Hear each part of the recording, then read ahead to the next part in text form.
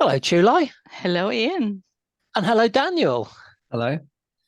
Yes, three of us. Three of us. Oh my God.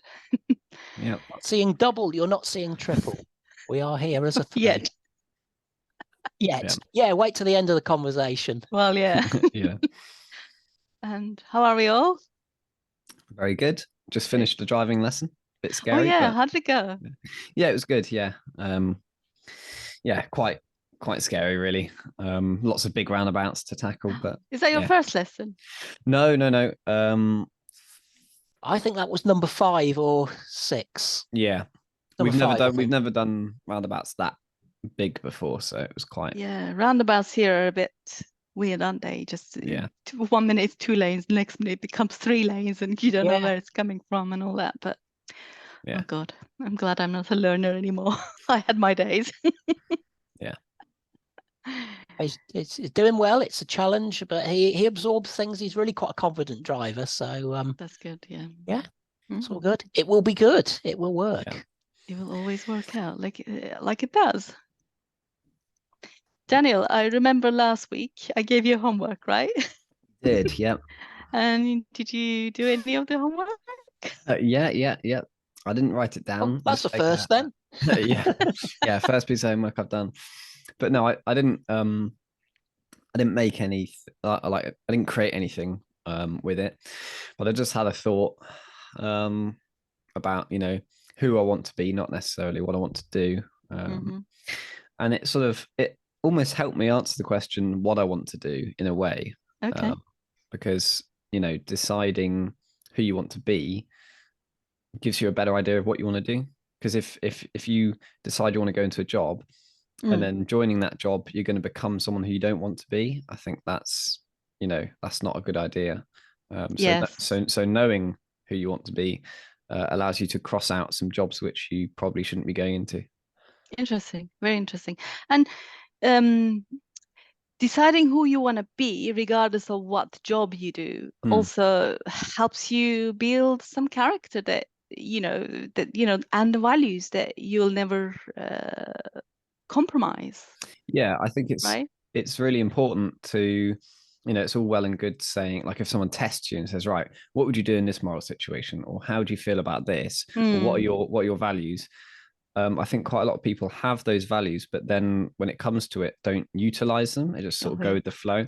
So I think when you decide who you want to be, you sort of get it in writing almost about what you think. I think that's really important because there's thinking something and then having it down sort of almost makes you do that. I think that's important. Yeah, it's part of the process of becoming that person. And of course there will come times where you need to adjust, where you need to really practice and embody. Ian and I have been talking about this many episodes before. It's not just about reading something, it's just about also embodying what is it that you've written down, don't you think, Ian? Yeah.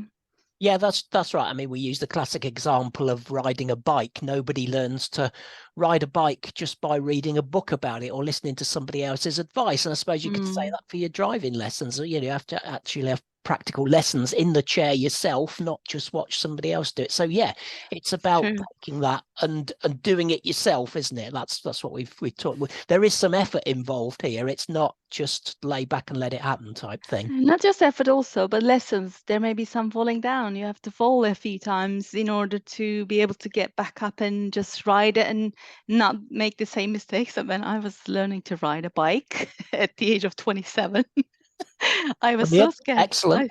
My husband taught me, he's a good teacher, and I was going literally I was going downhill with it into a little lamppost. And I literally aimed at the lamppost, riding towards it, and guess what happened?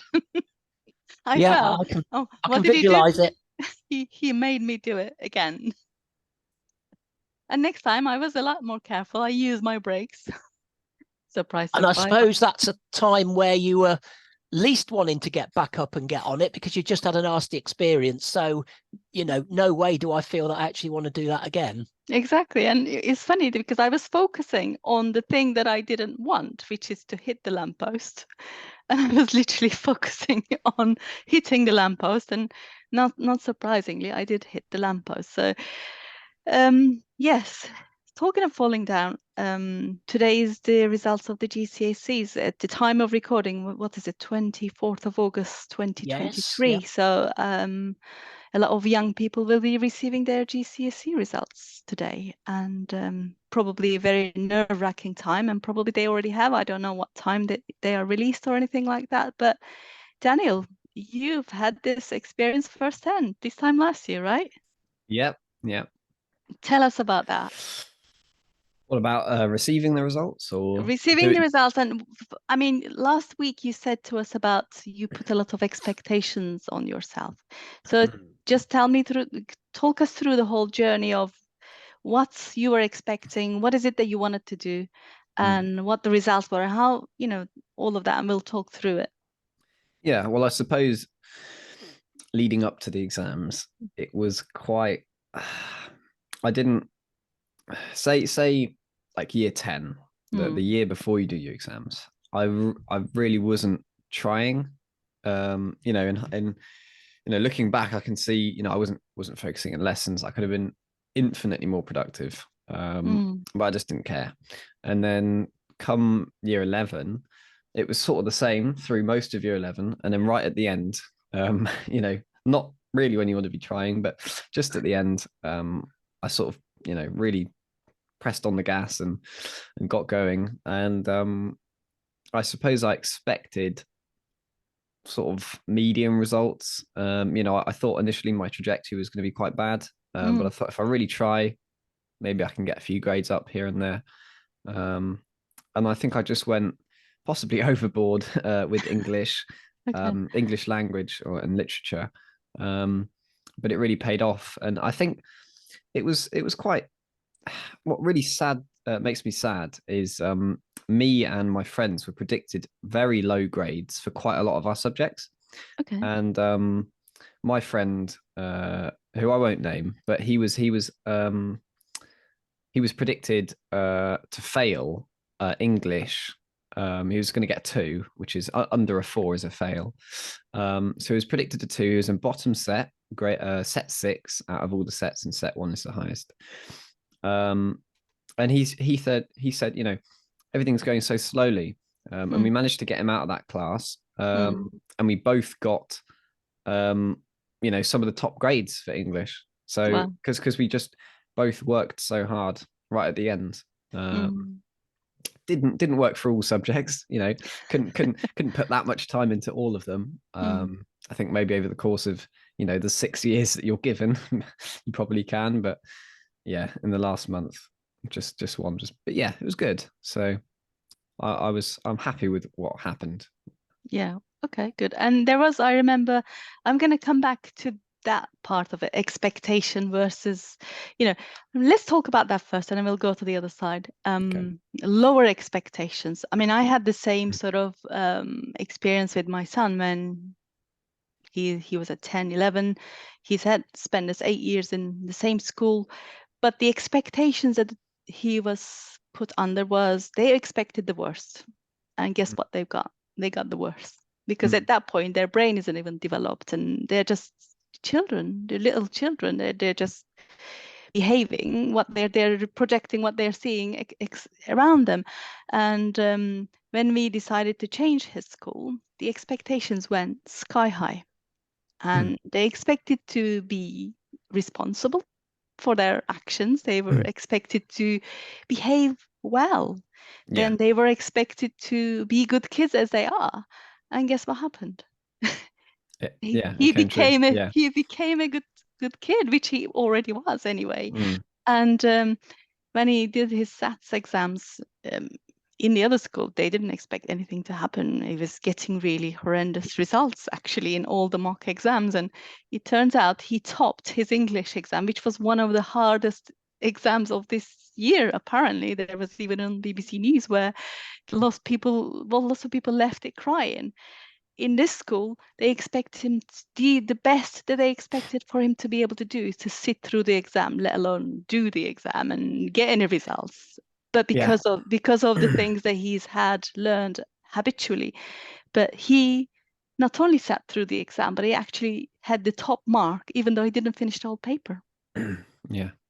And that was, yeah, it's a classic example of self-fulfilling prophecy. You know, if you tell Yeah. someone they're not going to do well, it pushes them not to do well. Exactly, because what you expect, you will get. And exactly that. And the thing is, we can put positive expectations on ourselves, but we can also put, and other people, the society can put such expectations that may or may not necessarily be true. Expectations may be because, I have to do really well, and if I don't do well, it means something about me. And Ian, have you got something to say about that? Well, yeah, that's right. It's letting other people colour. It's performing to what you think other people expect of you rather than what you want. And I've experienced that in the past. I mean, fortunately, the first time I ever had exams at school was when I was 8. And I think I didn't actually realise we were doing exams or what an exam was. I was just being a good boy and doing the work I was told to do. If I was told to answer these 20 questions on this paper, I just got on with it. And I kind of came top of the class without even knowing what was going on. And then somebody said to me that I want to see you do that every time. And then I got into it, and the expectation was there then. But had that not have happened, and people would have said, I mean, I've had people say to me, when I've been for a job interview, there was 2 of us going, and somebody said, oh wow, congratulate the other bloke on getting the job then. Wow. Something that's said, well, they're not going to employ you if somebody else is interested in it. Without oh my God, someone said that to you? Yeah. Oh my God. But you can't.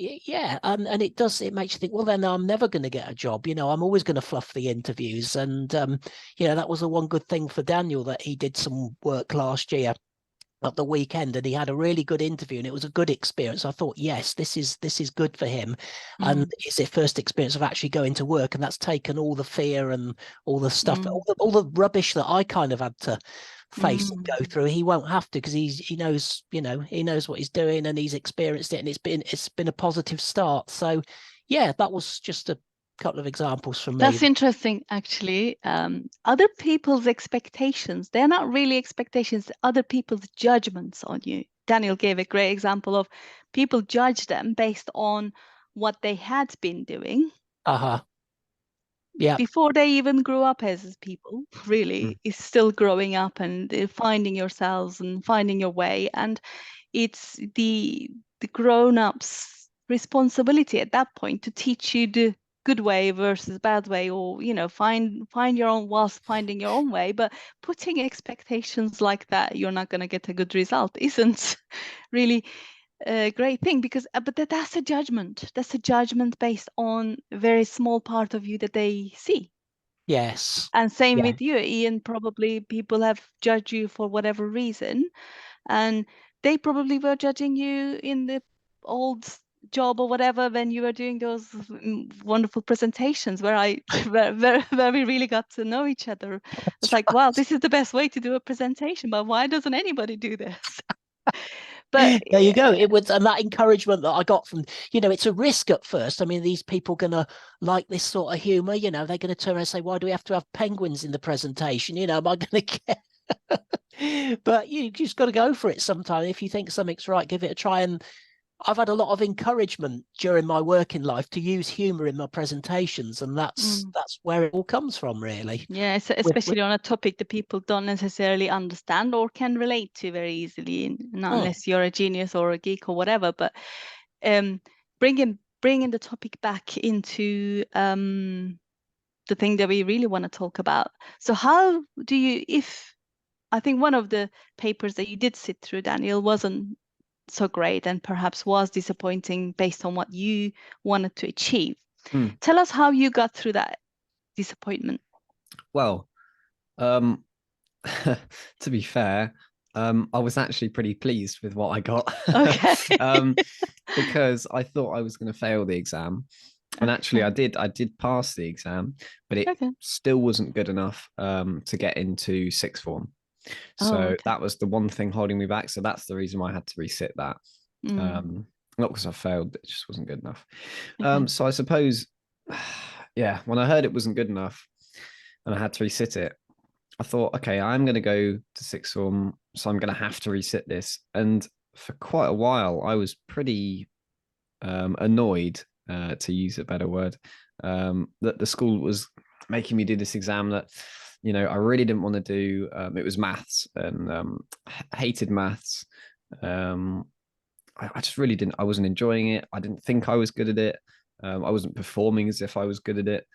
And I just thought, oh, I'm gonna have to spend my free time going to these extra maths lessons just to do it again, to probably fail. And so that was what I was thinking for quite a long time, until my parents very kindly splashed out and got a private maths tutor, which was, you know, quite a bit. And not everyone can afford to do that. I'm not sure what would have happened if we couldn't have afforded to do that. I probably wouldn't be here, you know, going to sixth form. Wow. But when I got the maths tutor, he was a bit of a crazy guy, but he really got me into maths. And by the end of it, I sort of finished my maths exam, and I thought, okay, that went really well. There was only like one or two questions I couldn't answer. Wow. I actually really like maths. And then I didn't take anything maths related for A level. And I was just, what a shame. You know, if I'd have started working this hard in year 9 when maths was easier, you know, yeah. But I don't like to think about what could have been, with maths. But yeah, it was, yeah, the tutor really changed the perspective on the. Well, again, therefore, the previous experiences that you've had, you said previously, you said self-fulfilling prophecy, because what you believe is what you experience, and you keep repeating the same outcomes and the results. Yeah. And you just said you hated maths, you didn't want to do well, you didn't think you were going to do well, and you ended up doing well, but not well enough to get into the courses that you wanted to get into. Luckily, Ian believes in you, and he believes in great things that are about to happen for you, and that's why he was able to pay for it and then help you see a better way and to discover what you are capable of.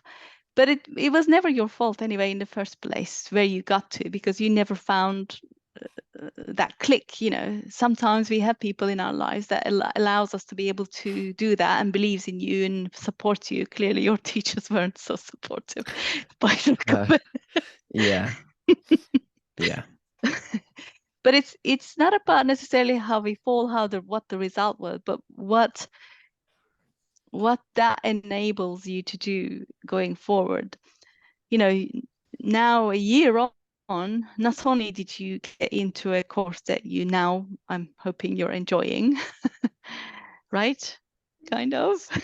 I'm enjoying learning the content, and I find the actual subject really fascinating. I just don't enjoy the academicness of it, and the fact that I'm going to be tested on it, and just remembering all these names. And you know, I feel like I could really thrive, you know, getting into the subject and, you know, talking about it and applying it, rather than just reading out of a book, remembering as much as possible, and then regurgitating it on a piece of paper. Wow. I really just don't. Yeah, it's not my thing. But yes, it seems all about I'm gonna have to memory. stick it out. Yes, it is. But the thing is, this is what unfortunately the education system is right now. This is why it doesn't suit most of the younger generation, who is obviously wanting to just learn it how they want to learn it and apply it and live it. We live through experiences, as we said, and yeah, so you're totally right. Testing it on an exam isn't anything to do with your ability to learn or ability to even retain information, but it kind of that's how it is. Well, you know, you said last week last week about you know, perhaps going to uni is a waste of time. You think right now from where you are right now, because you still a lot of academicness of it. But sometimes, you know, in life we have to, I'm not suggesting you go to uni or whatever if you don't want to, but right now at this moment in time, you just have to go through what you have to go through in order to get where you want to get to, even if it's boring. And there's nothing stopping you right now applying what you learn. You can You're right. You're right, Chair. Sorry to interrupt, but I mean, that resonates with me. I think I was ready to leave school at 16, if I'm totally honest.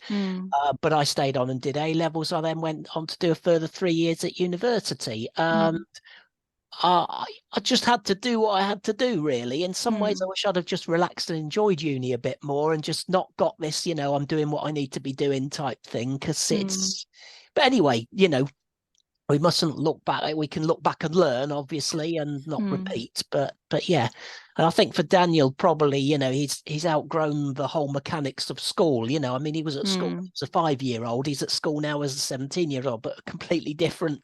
I think person, my son outgrew that about at the age of 5 already. Yep, can understand that. Yeah, well, I guess the whole point of today's conversation is really just to bring it back to the listeners, and sometimes you have to put up with some things in life in order to get to where we want to be, but important thing is to be clear on what that is, and you are now getting clear on what that is, and most importantly, you're getting clearer on who you want to be in the process, because even this process of school, sitting in the exams and going through those academic things, will add something to your personality, something to your character, something to your overall experience, enhance you as a person if you see it like that. You can make it become a self-fulfilling, I can't be bothered with the school anymore and all this, or you can make it, what else can I get from this experience? What is it that I'm learning that I never want to do again, for example? Yeah. So perhaps just shift the way you look at that at the moment. Enjoy the journey, as we said many times, and the cliche. But what is it that this journey is teaching me that I never want to repeat in my life? But I just have to get through it right at this moment. Yeah, I think it's very important. If people are listening and they're about to do their GCSEs, or they've done them, or they're thinking about going to A level or going to college and then dropping out, or going into a job or staying along, whatever it is, I think for people who don't know what to do, or perhaps they don't really feel like they want to go on with school, I think it's important to take the best opportunities. Like for me, I could have gone to Banbury College and I could have done a police course, but that would have been very narrowing. I would have only been able to do that. So I think because I had the opportunity to go to A level, I should have done, and I have. And I think if you can go for the best that you can, as long as there's some point to it. If you're thinking, oh, okay, so I could go and do this 5-year course in, I don't know, advanced reading. Okay, but what are you going to do with that? So as long as it's got a purpose, if it's something better that you can do, I think you should do it. Definitely. And I like the fact they say it gives you choices, and you can choose not to go to university at the end of these 2 years or whatever you're going to study, and you can choose to still go to become a police officer or whatever it might be, but at least you now have more than one choice to leave it to yourself later. Exactly. And it doesn't matter, most people don't pursue what they want to do, one, because they don't admit to themselves I don't know what I want, but of course you do. You just can't think of it because most of us is afraid of fear of failure basically. And if you fail, what is that going to mean about me? Will I lose my friends? Will my family disown me or whatever? Or if you succeed beyond your expectations, and this happens to people as well, that if I become so rich, if I become whatever, world famous, then will my family disown me, or will I lose all my friends? And of course, in neither case, it's true. You don't lose your friends, and if you happen to lose some of your friends in the process, then of course that is also a good thing, because they weren't your friends in the first place, as it happened to you. Different people will come and go in your life, and everyone has their place. So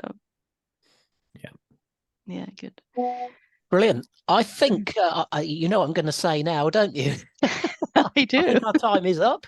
Well, we've spoken quite a bit already, haven't we? Yeah, I mean, it's fine. It's another slightly extended episode of Finding Serenity in the Midst of Chaos today. And we've got the opportunity with Daniel. I think we'll have possibly one more week of opportunity before he indeed does go back and get into the second year of A-levels, as we've been talking about. So possibly one more episode with the three of us. I think it's valuable to bring in somebody who's going through that process at the moment live, with the driving and the studying and everything. And I know he is a very thoughtful person and thinks a lot about things and can be challenging, and that's good. That's what I would want. But not only to those who are going through this specific experience, but also going through any experience of disappointment, expectation, other people's judgments. Yeah. We all go through at different stages of our lives. And the important thing is to, as we said last week, and as we continue to say, is to decide who you want to be and what is it that makes you feel good at this moment in time. And most people are more worried about what other people will think and how will they feel about this. Well, it's not your responsibility to care about how other people think or what other people think or how they feel. You just need to do what you need to do. Just one quick example of that. When I finished university, I did pretty much have a year, what they would call a gap year these days. And people would say to me, "Oh, you could be doing a lot more with your time than what you're doing. And, you're just wasting your time. You've got this degree and you're doing nothing with it." I thought, for goodness sake, you've got to assume that you're not going to be dead next week. You've got to assume that you're going to live. And, I have lived beyond that point. And, I got years and years to do what, to do something with what I've achieved. We don't have to rush. I don't have to be rushing just because people think I ought to be. So there's another thought there. There's another thought. I mean, Is there any final words from you, Daniel? Yeah, I was just going to say, it's very important. You've got to decide.